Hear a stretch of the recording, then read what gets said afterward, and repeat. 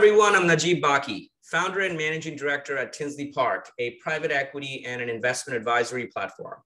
Welcome to another episode of Tinsley Park Talks, which is a global networking and leadership platform where we invite industry legends from finance to tech and from policy experts to thinkers. In these digital interviews, we talk about entrepreneurship, investing, and all other topics of life. Today's topic is post-merger integration, right? So what happens after you acquire a company? And our guest is none other than Stephen Biggs, who's an independent consultant and board member and is one of the advisors at Tinsley Park Partners. Steve's experience includes 15 years with the private equity firm Hastings Equity Partners. So he's obviously my colleague because of his previous role where we worked together, where he served as a CFO for 2 portfolio companies and provided diligence and transition support for over a dozen companies. To some degree, Steve's role was to build a bridge for the business owner from owner-operator to private equity-backed portfolio leaders. Prior to Hastings, Steve spent 11 years with contactee Stanley Supply, during which he served as CFO and Vice President of Business Development. Following the company's acquisition by Advent International, which is a really large private equity firm from the UK, in 1998, Steve helped complete 4 strategic add-ons in 2 years, doubling the size of the business and resulting in the sale of the company to the Stanley Works in 2001. In his early career, Steve had financial roles of increasing responsibility with other companies, and after leaving Hastings in 2019, he worked for Grant Thornton's strategic advisory team for a little over a year, finally settling into independent consulting in early 2021. He's an MBA from Bentley University and an undergraduate and has an undergraduate degree from the University of Massachusetts. It is my pleasure to welcome my colleague and friend, Steve Biggs. Steve, welcome to the show. Thanks, Najeeb. I'm glad to be here.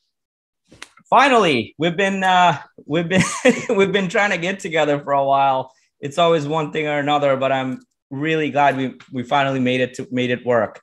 Between scheduling challenges and technical difficulties, we've had our issues, but I think we're good to go today. We're good to go. So before we start, Steve, there's a little bit of a rumor going around. Not sure where it came from. Just wanted to settle that once and for all. I guess somehow the idea is that you left Hastings when I left Hastings to start Tinsley Park together. Oh. And, the notion that it was something of some sort of a conspiracy does not really have any legs, in my opinion. And I just thought that was kind of strange when I heard it. So I just wanted to bring that up, and I wanted for you to also clear it out. I'm glad you brought it up. We don't need to spend a whole lot of time on it, but I think it is important to understand that Tinsley is your deal and that you've been working it. And we've been, talking back and forth. And I would say more than anything function as a little bit of a sounding board for you, and happy to continue to do that. But as far as direct involvement in the business from, a day-to-day perspective, that's right. That's you're an advisor and absolutely. And you've been a good friend and an advisor and role model for me. So happy to be all those things and continue to be all those things. So and I'm doing some consulting on my own currently. That's what after I left Hastings, I actually spent a considerable amount of time, a little over a year, I guess, with Grant Thornton, which is a terrific organization. And so got to spend some time there and work with those good folks. But then February or so of last year, in 21, I started to do my own consulting, and I've been doing primarily my own gigs since then. So that's where we're at. But thanks for bringing that up. It wasn't a huge deal, but it struck me as strange too when it came up. It was okay. I'm glad we got that sorted out. Okay, cool. So, today we're talking about merger strategy playbook, post-merger integration, everything that happens after you merge or everything you think about before you're merging, and sort of taking the perspective of the buyer and also being in the shoes of the seller. So before we start, maybe we do a quick introduction on on you, your upbringing, what shaped your career so far, and how did you end up in the investment management business? Sure. And actually, I think we share this background a little, have a shared background a little bit in this way that my dad was a small business guy. He, from the time I was a small child, had his own business with a partner and grew that substantially over the years. And, I worked in the business off and on as I was going to school. And I think, being close to a business and watching it grow and actually being a part of it in some small way was critically important to me. I think the other thing that helped shape me was that I didn't go into my dad's business. I went and worked at several different companies. I ultimately did go work for my dad's business, but only after he left. Interesting. Okay. My dad retired and his partner needed a finance guy. So we talked and it seemed like it would be a good fit. So I joined the company in that role, many years later. But I think that upbringing in the business and kind of seeing how hard my dad worked at it, how hard his partner worked at it to make a real business of it was I think foundational for me. That's awesome. And so then after your dad's being in your dad's business and working for other companies, when did you pivot into more on the investment management or the private equity side of things? Yeah, so interestingly, it was in my dad's business that I got introduced to private equity. Some years after I joined, I think about 10 years, we had done quite a bit of work on that business, new systems, new processes in the warehouse, and the business grew substantially over that time. And ultimately, it was acquired by a private equity group, Advent International out of Boston. Advent. Yep. And they're Boston, but they're originally from the UK, right?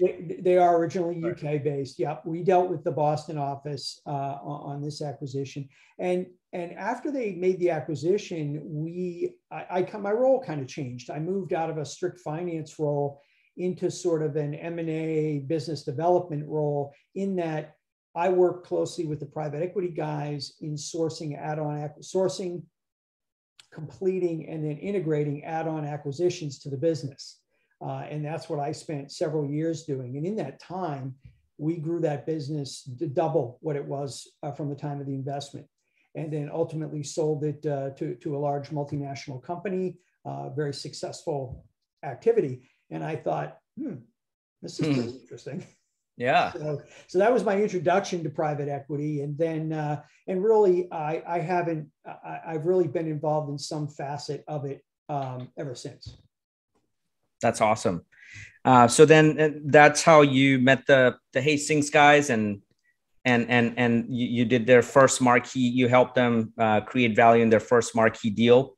Well, thank you. That's overstating my role a little, but yeah, it was interesting. After my dad's company sold, I worked closely with his former partner for a little while. We were trying to put together another sort of platform and then do some additional add-ons, kind of, do a repeat of what we had done with the previous company. And we could never find anything. We didn't get real traction on anything good. So ultimately, I did find a potential deal. And but it was a conflict, non-compete conflict for my dad's partner, so he couldn't join me in that enterprise. So I put together a team of some of my former associates from the old company, and we kind of pursued it, and we had a false start with one PE group out of Charlotte, and then I kind of regrouped. And a guy introduced me to an investment banker in Boston who said, hey, there's this new fund that just started called Hastings, and they're looking for investments, and what do you think? So I went and met Ted Patton, who had founded Hastings Equity Partners, and ultimately we didn't end up doing that deal. Other buyers came in. I sort of had an exclusive on it at the outset, and then other buyers came in, priced it up, and Ted asked me, well, should we do it? And I said, not at this price. So we ultimately didn't do that deal, but it started a relationship. And so I actually pitched a couple more possible investments to Ted after that. And And then he said, look, we're not finding anything, but I'm looking at, we're bringing in tons of deals from intermediaries, and we need someone to kind of sort through them. So, so that was my sort of first function at Hastings, was to sort through all the different deal books we were looking at and try to say, okay, these are ones we should look at. These are ones you wouldn't want to look at. That's that kind of a cut. And in that process, actually, one of our former associates brought a deal in, and that was Seacon Phoenix, which became actually Hastings' first portfolio investment. Now, as far as my role in that, I did due diligence up front, worked with the owner on the transition, and then ultimately took the lead finance role in the deal. But to say that, I'd like to think I did add some value, but we had a lot of really strong players on that team, including Joe Conlon, who's now the MD at Hastings Equity Partners. So really good team, I think, was the key to the success there. Great. That's a great story. And, it's nice of you to give credit to everybody along the way. That's a great sign of a great leader. Yeah, well, it's a sign of being honest, Najeeb. There you go. I think a lot of these things, if people look hard, different people make different levels of contribution at different times, right? And you got to take all those things into consideration. And I have a saying, if I can share it, that as soon as you think you're the smartest person in the room, right, you're not, because you've stopped listening. Absolutely. So speaking about acquisitions and mergers, what are some key considerations an entrepreneur should make before deciding to sell their company to either a strategic buyer or a private equity sponsor? I would suggest a couple things. First Of internal, they've got to have the idea. A lot of people get advice. Geez, Najeeb, it's time to sell your business. You got to take some chips off the table. And I think owners will pursue those avenues because good entrepreneurs are always looking, right? They're always trying to consider what their next move should be. And so the smart entrepreneur will go out and look. But making the decision to actually carry on and go through that process is a pretty significant one. And I think it's key that a business owner gets in their head that, giving up control is a critical part of making that transaction work. And it isn't always all control. And a lot of good private equity groups, my former associates at Hastings are one. We never wanted the founder to leave. We wanted to keep them involved. They got the company to this point. So to get to the next level, it's really good to have that individual along for the ride. But that person's got to make up their mind that they're going to work differently than they have in the past. I think that's a really important thing. And I'll be honest, I've looked at a number of deals in a number of different ways. And I think the entrepreneurs that get there and are successful on that second go round are the ones that get advice. I'm not here to pitch investment bankers or business brokers necessarily, but I think business owners get a lot of helpful information from them. And I think they do a good job matching up owners with the types of investors that make sense for them. So and it kind of gives them, it's somebody that they can look to, say, hey, the private equity guys are asking me to do this. What do you think? And without somebody to turn to get sort of that reinforcement and that understanding and say, well, that's how it works. Getting that feedback is really important. So I think it's those two things. I think knowing in your heart of hearts that you're ready to change the way you do business because you see a next level that you can get to, but you can't get there yourself. And then the second thing is having somebody in your corner as you're going through the process is pretty helpful. Great advice. So from the investor's perspective, let's talk about some of the driving forces for an investor to go and acquire a business. What are some key considerations? Yeah, a couple of things. At the very high level, Najeeb, if you're going out looking to make investments in a particular industry, for example, you have to have some sense of what you're looking at, right? So from the investor perspective, you're starting with, look, this is an interesting area for me, whether that's, oil and gas, middle market, light manufacturing, whatever that sort of broad target area is, you really want to have some idea where you're headed. And then you want to know sort of what type of company are you looking for? Are you looking for a company on a rapid growth? And again, let's be clear here. I'm talking about late stage investment. Correct. I'm not talking about venture capital. Profitable companies with cash flows that are on the verge of growth. Companies with a history and that sort of thing. So I think getting those parameters straight from the investor standpoint of industries you want to look at, type of company in terms of where they are in their development, right? Sometimes you may be looking at catching a company early on and riding that wave. You may be looking, and this was always the area where I worked in more, was a company's at a certain stage. To go to the next level, it needs more capital, different perspectives than they can bring on their own to the situation. So I think from the investor standpoint, you're looking for what's the industry, what type of company, and at what point in their development are we looking? And then when you get with owners, then the communications are good, right? Because you're not trying to relearn something. You kind of know what you're looking for and you know what to ask. Correct. Makes sense. And oftentimes in private equity investing, you hear about having a huge significance on operations or having operational skills as an investor. What are some of the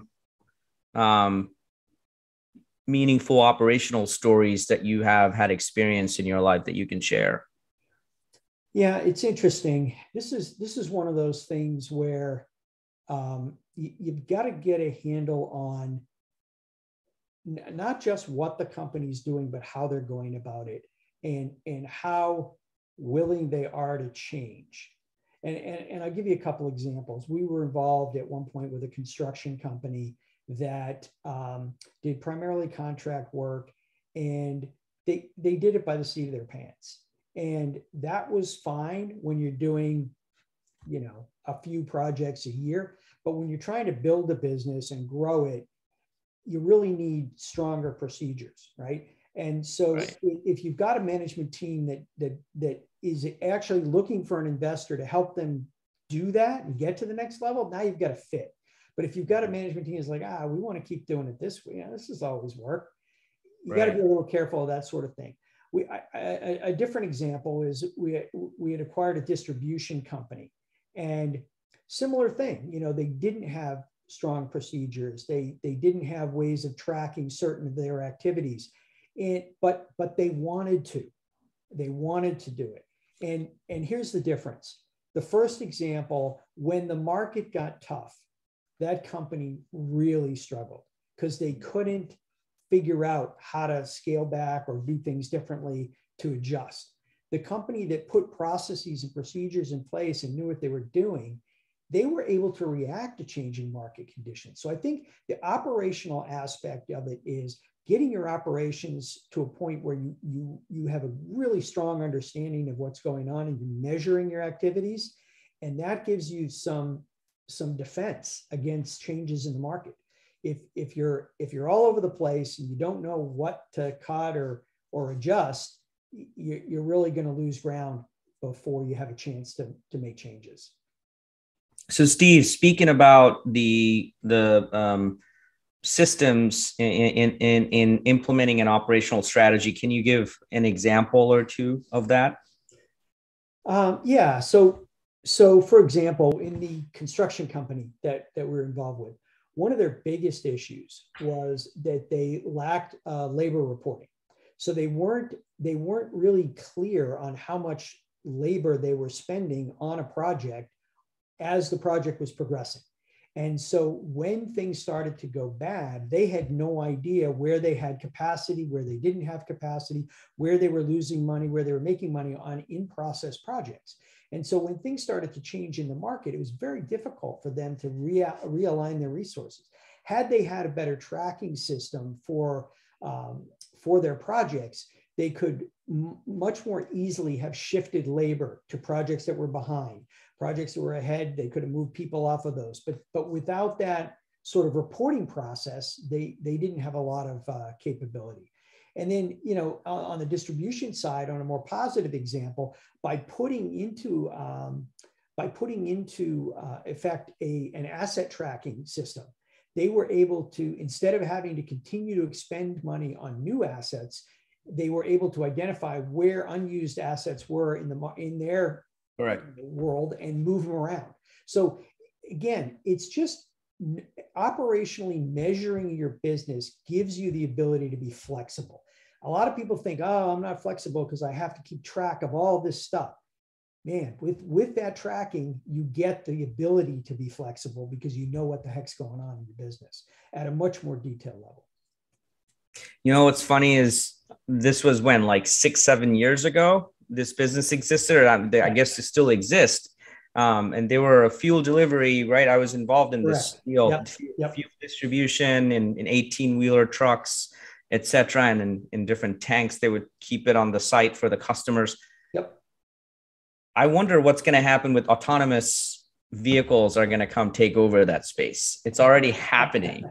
Talk about operational efficiency and optimization. Oh my goodness, especially where you've got, that's out in the wide open lands. So GPS tracking and automated delivery systems are potentially a big thing there. It's a huge thing. So that's a great example. Thank you for that, Steve. When a company is bought by a private equity firm or a strategic investor, and you've obviously been involved in many of these transactions, what are some of the top considerations for due diligence in the process after an LOI is signed and you're jumping right in to say, hey, is this the real deal? Right. So a couple things, Najeeb. I have two things that are what you're looking at, and I have two things that you need to look for, right? So the first one is integrity of the numbers, right? When you're going in to do due diligence on a deal, the first thing you want to figure out is, do the numbers hold up? When you start looking at them and digging into them, are the numbers that are presented to you, are they for real, right? And obviously, if they're audited financial statements, that helps. But if you're looking at lower middle market companies, a lot of times, you're trying to figure that out for yourself. So looking at the integrity of the numbers, making sure they hold up. And one of the good ways to do that, in my mind, is to look at the underlying processes, right? So what is the data capture that feeds the revenue number? How is the information being processed that drives the financial numbers, the operational information being processed that drives the financial numbers? If you can get your head around those processes having good integrity, then you gain considerable amount of confidence in the numbers. Okay, so now if you've got decent numbers that you can tie out and you've got supporting processes that you feel confident are pretty solid, now you're looking for two things on the go forward, right? One is capacity for growth. Is this a business that has an opportunity to grow, either by expanding products within the same market, expanding markets with the products that you have? Is this guy just, well under the pricing umbrella that's available in the market and has a ton of room to grow just on price? Who knows? Right. But I think you're looking for, what are those growth triggers, right? And then kind of very importantly, if those growth opportunities exist, what's the willingness to change and to drive forward for those things, right? Because if you're used to selling, widgets to gorillas, and you say, guess what? You can sell widgets to zebras too. And the guy goes, I've never sold to a zebra. I'm not going there. I don't know what zebras use widgets for. You know what I mean? But if you've got a guy who says, widgets to zebras, I hadn't thought of that. Now you're on the right track, right? You've got somebody that's not only got opportunity, but has a willingness to explore how to make those opportunities happen. So those are kind of my four sort of big things on diligence: integrity of the numbers, integrity of the underlying systems, opportunity for growth, and capacity for change to take advantage of that opportunity. Wow, great. That's very nicely captured in 4 different areas. I've been polishing that up for a while, Najeeb. Yeah, it's experience talking. On the second point, the strength of the underlying data, can you talk about an example of like how do you vet that? Like, one thing is you got QuickBooks where you're getting all these numbers from, but we're not talking about blockchain. No, not at all. Yeah. So let's talk about that. So if, for example, your revenue is driven by a tracking sheet that a driver takes when he delivers chemicals. So let's use an oil and gas example, right? So you're out in the field, right? You've got a chemical truck or you've got a treating trailer and you're out treating wells with chemicals, for example. How is that being tracked? How is the driver keeping track of how much product goes into each site for each customer? And the way to do that is to sit down and talk to management and say, okay, how do you know what's in the truck when it leaves? How do you know what's in the truck when it comes back? How do you know who got what along the process? And you look at those systems that they're using and you try to figure out, okay, what's the backstop to this, right? If the guy misses a delivery, if the guy doesn't write something on the ticket, do I have some way of ensuring the integrity of those underlying activities that become transactions that become the financial numbers? So it's really just a question of digging in when you're on site at the company and talking to people, how they do it, and getting some confidence as to whether it's pretty buttoned up or is it kind of slipshod. You've got to make a determination there. Oh yeah, and you're great at that. What can terribly go wrong in an acquisition? So many things. So many things can go wrong. I mean, there's obvious things that are sort of out of your control at the time, right? Market changes that occur post-acquisition, those are things you can't control.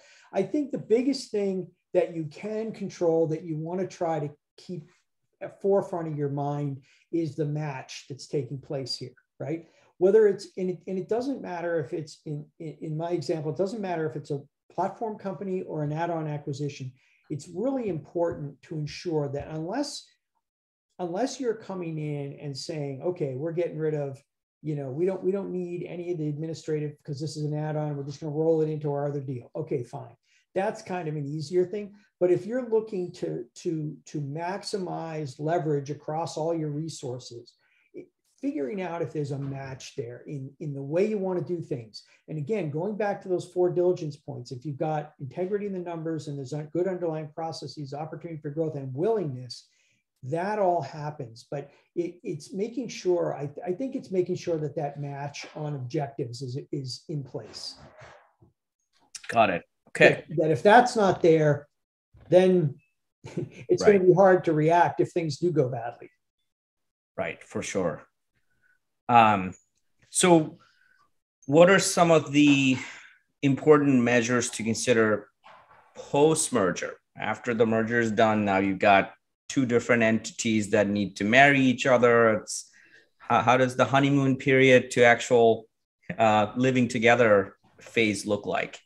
Yeah, I think the important thing here is, well, first of all, in any, if we're talking small to middle market type companies, right? Right. Cash is king, always. And I'm sure you've heard this from some of the other people you've talked to, but having some measures in place to understand your cash flow. Where are your inflows? Where are they coming from? How do I project them? What are my outflows? What's the timing on those? Having good cash management is critically important.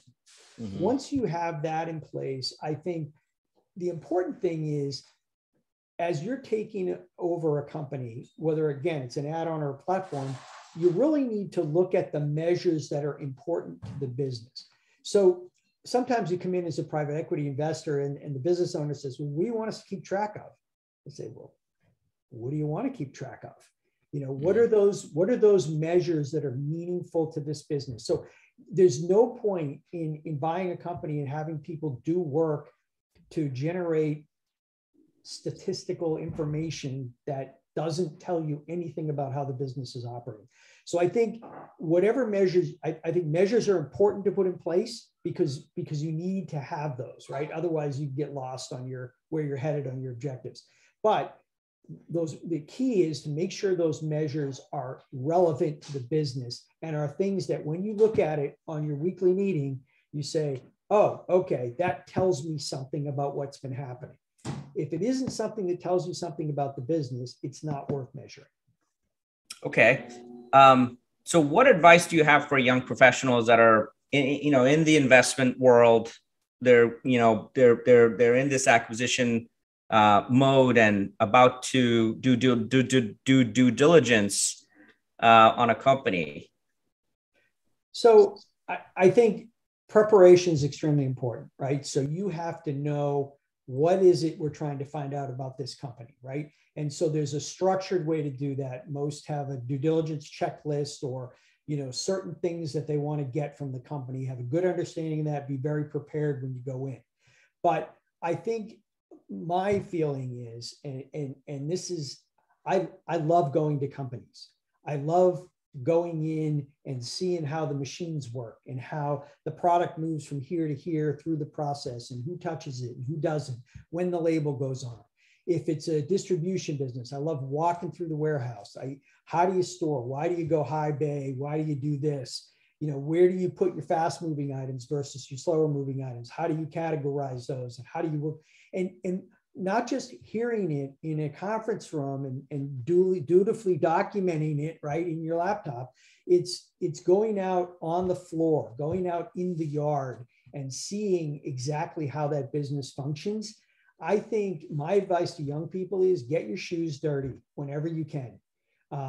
If you have an opportunity to go see a business and walk through the business, I'll tell you, one of the things that I found difficult during COVID in trying to do due diligence on a business and not being able to go and physically see the business.